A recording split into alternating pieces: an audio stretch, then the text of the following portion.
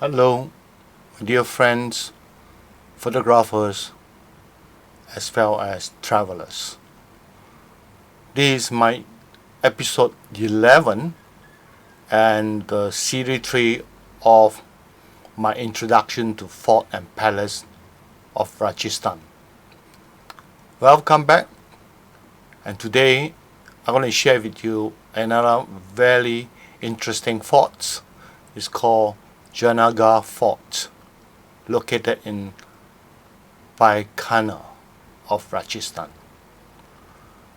Now, if you are looking for travel channels that not only provide you with all the beautiful images, a lot of them, but also going to provide you some background, historical and geographical, to assist you in your planning of next destinations, that I will suggest and advise you these travel channels will be suitable for you. And before I start off these new episodes, if you have been entertained by these travelogues, please do subscribe, share and like, so that your friends and family member will be like you, able to tour the world virtually. Thank you for the support and please share around. Now, Junagrah Fort is actually located in a place or city called Bikaner, and actually is still fall within the Rajasthan states. And this Bikaner, if you look carefully on the map, I will show you. Right, of course, first of all, you must know where Rajasthan is, the state Rajasthan. And you look closely, there's one arrow pointed in the largest map of Rajasthan. This is a place where the Bikaner is located. And it's another desert city because that desert, the Thar deserts, is cover this region as well. So look at the travel journey that I've taken. You find that there's a Bikaner is somehow is all near to the northern part of our journeys, loops at the northern part of our loops, and also this another city that's not very far from the neighbor nations, Pakistan. Now, let's look at the picture. Straight away you realize that this is another interesting fort. And this fort actually had turned museum. And because of that, there's a lot of items, exhibits that left behind from the previous, the kings, and was actually exhibited. And also, as a museum, he also showed a lot of historical items and informations pertaining to this fort, and I'm going to share with you in more detail. Now, first and foremost, let's have some rough idea the history of Junagrah Fort. Now, this is among one of the most well preserved old fort that have turned into museum, and it is actually a fort that have never fall into the hand of enemy.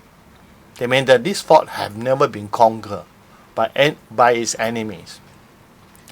Now, it is located in the city of Bikaner, and then the started construction is 1589. They meant during the later part of 16th centuries, and it was completed also within the 16th century, just about 5 years later. That is 1594. It's one of the finest land-lay fort, right? They mean that this is one of the fort that does not rest or build on hilltops. It's built on flat lands. It's very unique, but yet he never fall to his enemy. Now, as a result of that, the fort stood the test of the war. Although many great battles have been fought between the fort, the king of this fort and other kings in nearby, but he still stood there strong and nobody can touch. That is one of the very uniqueness of this fort. You're going to see the construction later on, how unique this fort is being constructed. The old name of this fort is called Chintamani. Not in Malaysian Chintamani, it's Chintamani, and was renamed Junagrah Fort, actually, or also meant Old Fort in the early 20th century. In other words, the name they're given today is actually given in the beginning of the 20th century, not long ago. Now, the foundation of this fort was actually laid by Maharaja Raj Singh Ji, right, the sixth ruler of Bikaner. And also it was in 1588. The kingdom of Bikaner and the Bikaner city was established by Ro Bikaji, the son of Rio Johaji, in 1488. Currently, the fort is being surrounded by new city developments. As usual, we have covered two of the fort, and we know very well that the city grow, and therefore, of course, that it will be surrounded between the city of Bikaner. Now let's move on look at some pictures. Now this fort actually had been the residence of 20 rulers, and is still until the 1902, early 20th century. And the major expansion of fort was brought by three rulers, namely the Maharaja Gai Singh Ji, and also the Maharaja Surat Singh Ji, and also the next one is Maharaja Dunga Singh Ji. These are the three rulers that have actually contributed very much to the expansion of this fort. Then one of the 10 rulers, the number 10 rulers, the one who brought in various goodies, right, and also the manuscripts and the valuables books from Deccan, right. They mean that the strong belief in this and all those Islamic or whatever value, Hindu values that you can spot in this fort are mainly contributed by the 10 rulers.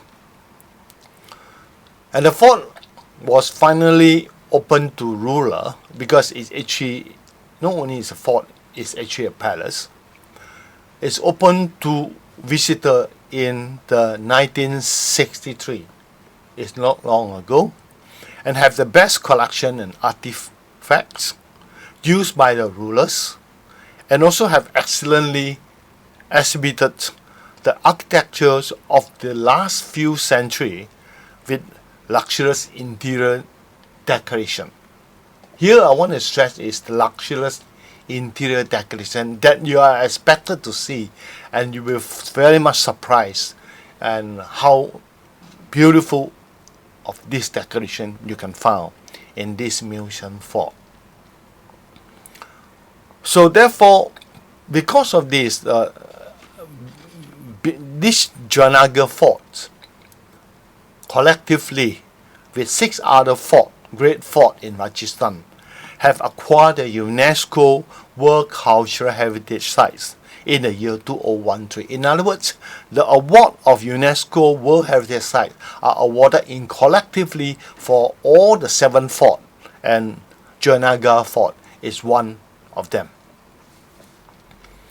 Right? So now you look at this is actually one of the gates from the picture that we are enter, right, to the fort, and you as you move around, you found that there's a very interesting piece of hand relief of a palm. Right? It was actually printed on the wall. And that is actually have a very so-called sad story, but it's what we believe in the ancient time. Now, basically, when you look at this itself, it's actually a handprints of the queens. You see, during the earlier time, during the ruler times, that when if a king is passed away, his beloved wife, the queens, have to bury alive together when the king had passed away. And that is actually the belief. And because of that, you found that those handprints on the wall signify each handprint represent one royal lady or a queen has sacrificed her life. Right? So this, when I heard about that, actually we do pay respect to all these queens willing to sacrifice her life together when her husband passed away. Now, as usual, you look at it closer. This is another sections that show 4 of the handprints. Of course, this is not 4 belong to one of the Raja. Each Raja itself, they have his own queens, and therefore you can see that more and more handprints will be on the wall as time goes by. As you walk inside the Junagrah Fort, you find that this is actually the architectural facades. Right? And as far as you look at it itself, you will realize actually it's again very unique from the other fort, the earlier 2 forts that we have come across.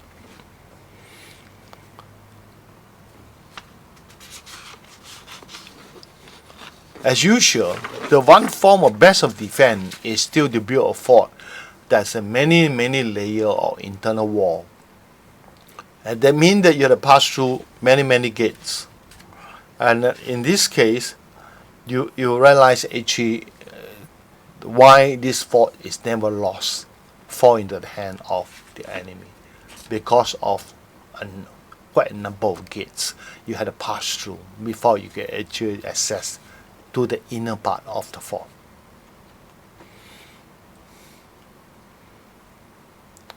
So this is just some of the architecture decorations and old items. The lanterns, straight lanterns, still hang on the side wall. Right, this is what you expect to see. And you also should see that the balustrading or the railing on the balcony or on a platform or courtyard above also quite intricately done up. And these have quite a similar architectural design. Remember the second episode, right? We have covered, and you can see that this overhang and cantilever balcony is again a quite similar feature, and both of them are exactly border to Pakistan. This is another view of the forts. Look from below,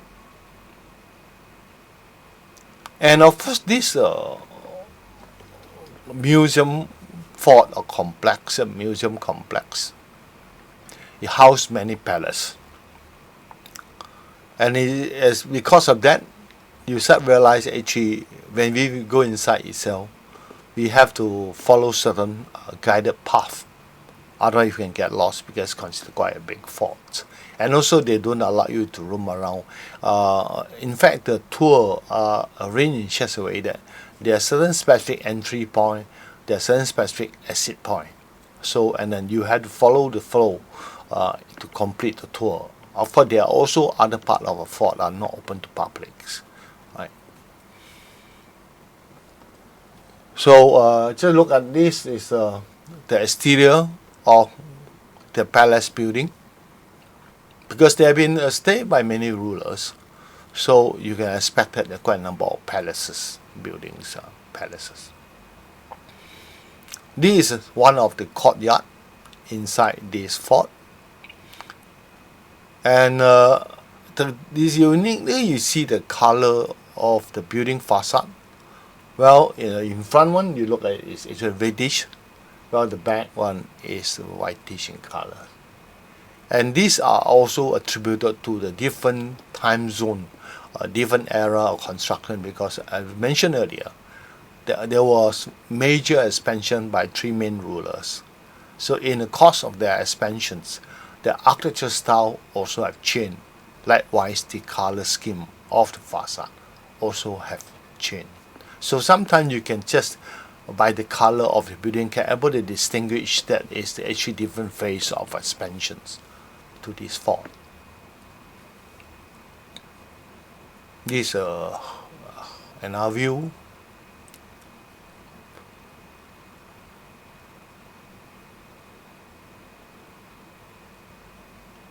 So this is actually is the most intricate part of the palace facades. And before we enter, we already have this form of exposures, and this exposure is what we have saw in my episode 2.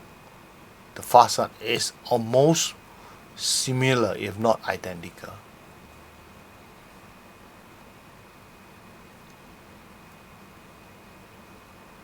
And uniquely, we can find some ceramic decoration. It's very, very rare, but you're going to find this in these palaces or in this fort.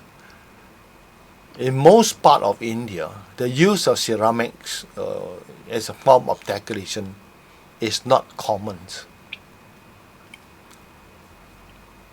These are some of the column capitals.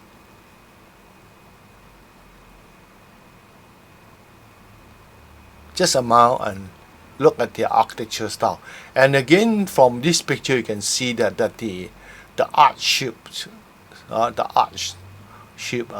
is somehow or other has some Islamic influence come in already. As I mentioned earlier, the northern India once upon a time was also under the influence of the Mongol rules, as well as the Islamic influence coming from the north and coming from the east, from the west. This is a view of inside the courtyard of this fort.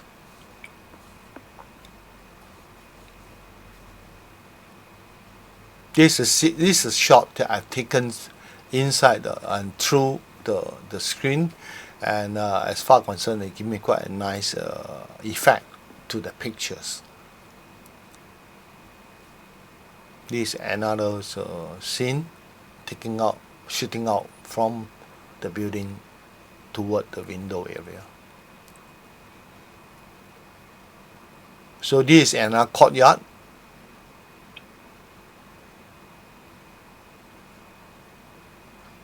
So the color is completely changed from the reddish color to the whitish in color.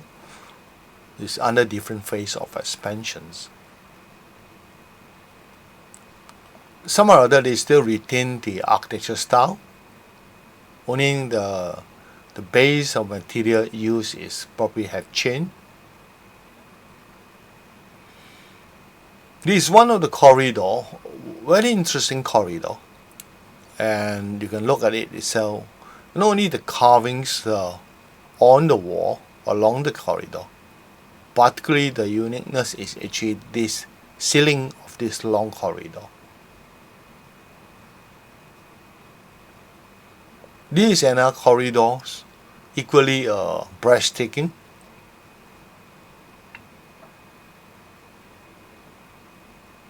And this is the third corridors, and you can see against the decorations is very, very unique. is completely different from one corridor to the other corridors. They not even have any form of similarity. The entire, it gives you a brand new looks from one to the others. This is a place where the kings rest, and is where the private residence. You can see how extensive decoration is done to this area.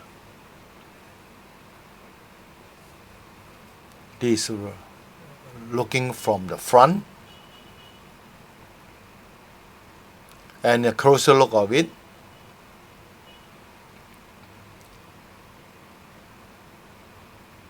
And these are our sessions. Take note of the design, the motif that's drawn on the wall.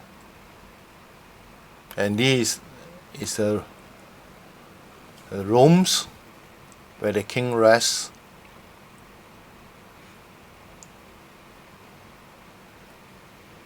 And there's a swing. And this swing is somehow or other is catch my attentions. And I have taken in two different colors because due to the effect of the light, and as well as after some post-processing, it gives you two different color effects. Which one you prefer? But of course, the one on the right is more natural. This is one of the long hall. I believe it could be one of the function hall. And just look at the entire decoration to both the wall as well as the ceiling. And this is exactly right above the ceiling, above the design, symmetrical design above the room. Again here, taken is actually one of the corridor, the roof, and they built even a skylight so that during the daytime itself, this skylight will brighten this corridor without need any form of artificial lighting. There are many beautiful long corridor, well decorated, and here is three of them. You can't even see the end. You can imagine how long this corridor is. More external facade.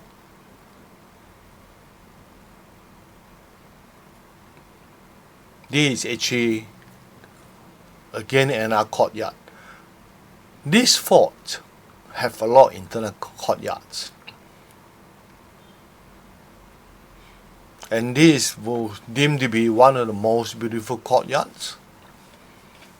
And is a courtyard below, and this is another courtyard at the highest point.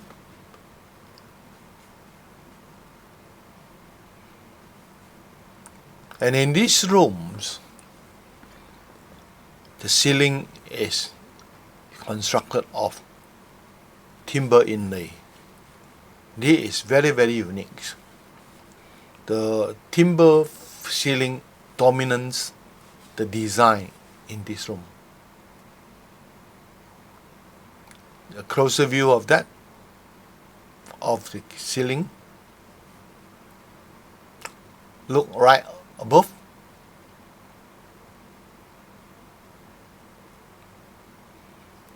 And even in this palace and forts, you also can find some very sophisticated, intricate carvings on the wall, on the columns,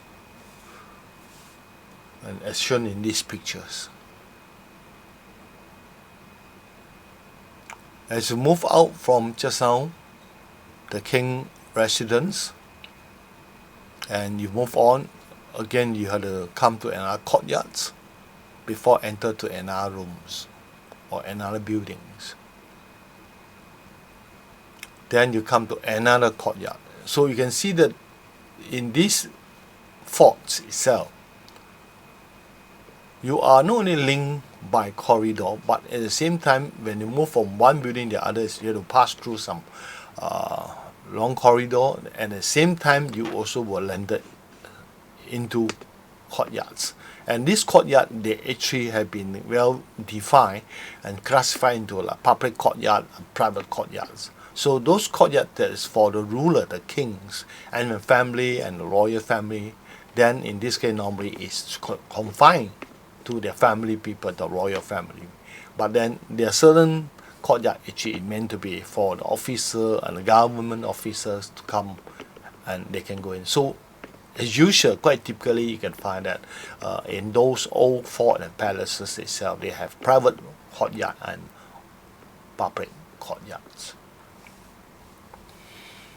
And being a museum, of course, they also will show some exhibits of artifacts. For example, in this case, it showed the weapons they used during their era, during the king era. Right, you can see in this exhibit there are a lot of show cabinets. Of course, all these have been protected. And they also have exhibits of some of these items that's used, and these are actually those seats that they're placed on top of the elephants, or some of them actually on the right hand side you can see this British one. It actually is the manual cart whereby actually carried by the porter, human being, and the king is actually inside. Instead of using a horse cart, this is a human cart. All right. So both sides probably have maybe 8 people were carrying 4 on either side, and the king is sitting inside. So this is some of the chandelier that have been used, or lighting that have been used and still functioning in these forts. And this is actually the display section of the museum. And these the rifles that used during the war, during the time, also been displayed. This is a shield on the left side is the arrows. This is another section of the museum showing the dress at the time.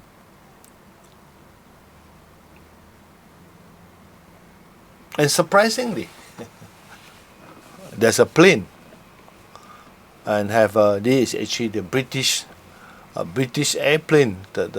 These symbols have been used. You can recognize it is used during Second World War. The British plane, but it's a small plane. I don't know how could it be used. Look very thin and light. Just something that looked like made of paper of that shot, but it was exhibit there. Then this is looking at one of the window opening as well as a door. You can see the lower portion of the door, this big door that's mounted on the gate, those entrance gate of the fort. There's spike protruding out. I think that is stopping from people trying to knock open the door. So this spike will deter them from knocking against it or hitting on the door, forcing the door to open.